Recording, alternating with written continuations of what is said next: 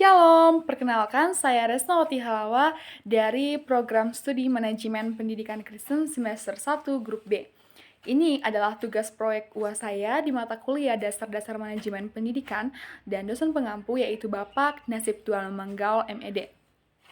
Langsung saja saya akan menjawab pertanyaan yang telah diberikan kepada saya. Yang pertama itu apakah yang dimaksud dengan manajemen sebagai ilmu dan sebagai seni? Yaitu manajemen sebagai ilmu, pengetahuan adalah manajemen yang didasarkan pada prinsip-prinsip yang pasti dan menggunakan metode pendekatan ilmiah seperti teori-teori pengetahuan. Sebagai contoh, teori Taylor dan teori Weber di mana dapat diimplementasikan sebagai peningkatan produktivitas organisasi. Sedangkan manajemen sebagai seni merupakan penerapan dari pengetahuan melalui keterampilan dan juga kreativitas. Nah, pertanyaan yang kedua yaitu bagaimana organisasi pendidikan seperti sekolah dapat beroperasi dengan baik. Organisasi pendidikan seperti sekolah dapat beroperasi dengan baik apabila seluruh komponen-komponennya dikelola secara terpadu, profesional, dan berorientasi pada tujuan pendidikan.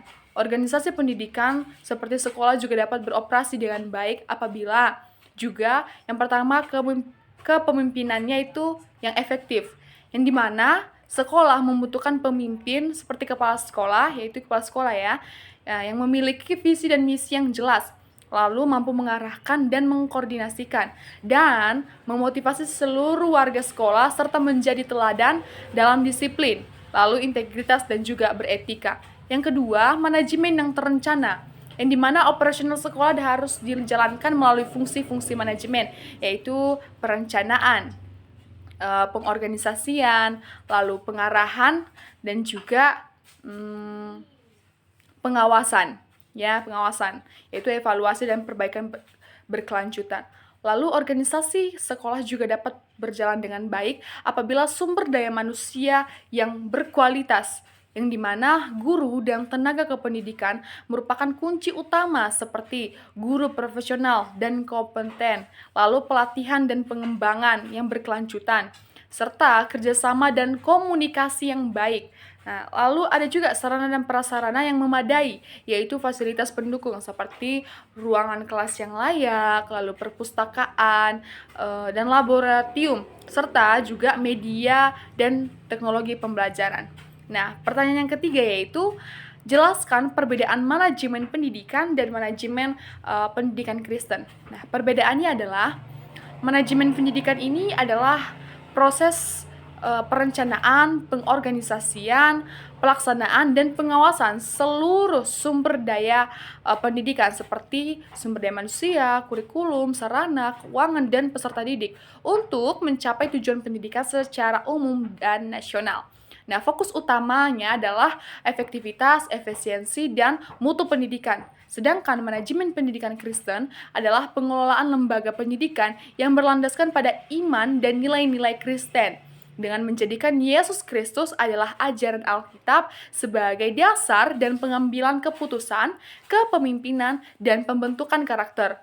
Fokusnya bukan hanya kecerdasan akademik, tetapi juga pertumbuhan iman dan karakter Kristiani.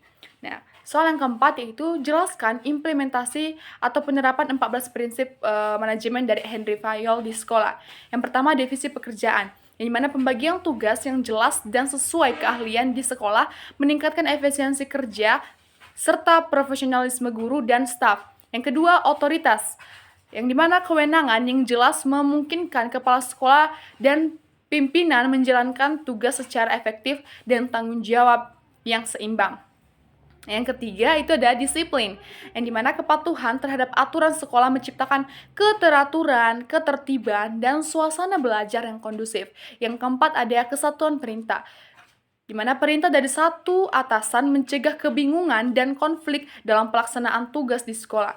Yang kelima ada kesatuan pengarahan, seluruh kegiatan sekolah yang mengarah pada tujuan yang menjamin keterpaduan dan keberhasilan program pendidikan. Yang keenam adalah subordinasi kepentingan individu terhadap kepentingan umum, yang dimana kita harus mengutamakan kepentingan sekolah di atas kepentingan pribadi, untuk menjaga profesionalitas dan kemajuan bersama. Yang ketujuh, remunerasi, yang dimana imbalan yang adil dan layak meningkatkan motivasi, kinerja, dan loyalitas guru serta tenaga kependidikan.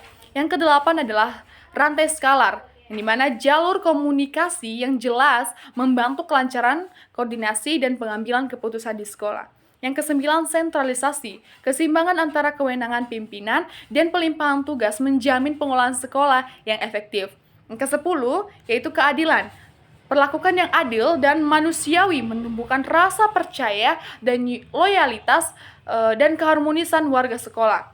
Yang ke-11 yaitu stabilitas jabatan, stabilitas posisi kerja, meningkatkan kenyamanan, pengalaman, dan kinerja guru serta staf. Yang ke-12 yaitu masa kerja personil, yang dimana penempatan dan keberlanjutan kerja personil yang teratur menjamin konsistensi dan mutu pelayanan pendidikan.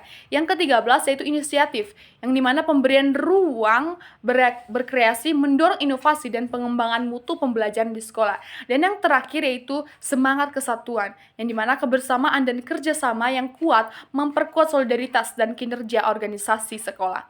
Yang kelima, jelaskan perbedaan 3 level sektor manajemen pendidikan. Yang pertama, level mikro merupakan level yang paling terendah yang berada pada satuan pendidikan seperti sekolah, perguruan tinggi, dan lembaga-lembaga serta kursus. Yang kedua itu level manajemen pendidikan meso, yang dimana merupakan satuan pendidikan yang berada pada tingkat yang di tengah. Yang kedua yaitu dinas pendidikan. Dan yang ketiga yaitu